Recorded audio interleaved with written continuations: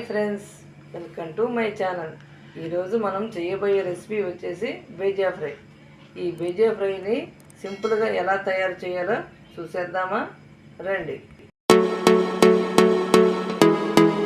ముందుగా stove on చేసి గిన్నె పెట్టి ఆయిల్ వేసి కట్ చేసుకున్న ఉల్లిపాయ ముక్కలు వేయాలి. నేను ఇక్కడ ఒక ఉల్లిపాయ తీసుకున్నాను. కట్ చేసి పక్కన పెట్టుకున్న పచ్చిమిర్చి వేసి అర స్పూను అల్లం వెల్లుల్లి పేస్ట్ వేసుకుని కలుపుకోవాలి. ఇప్పుడు శుభ్రం చేసి పక్కన పెట్టుకున్న మెదడును వేసి కలుపుకోవాలి. ఈ మెదడు కూర బలహీనంగా ఉన్నవారు, పిల్లలు, పెద్దలు ఎవరైనా తినవచ్చు. మంచి పోషకాలు ఉన్నవి ఈ మెదడు కూరలో. చిటికెడు పసుపు, అర టీ స్పూన్ కారం, ఉప్పు తగినంత. ఉప్పు చాలా తక్కువ పడుతుంది, చూసి వేసుకోండి. కొద్దిగా గరం మసాలా.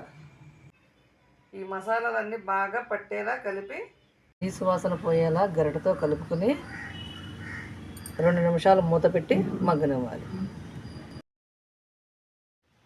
2 నిమిషాల తర్వాత మూత తీసి చూద్దాం. చక్కగా మగ్గిపోయిందండి.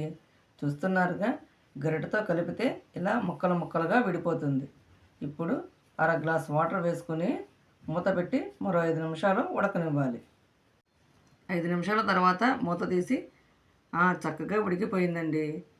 ఇప్పుడు కొద్దిగా కొత్తిమీర వేసి గరిటెతో కలుపుకోవాలి.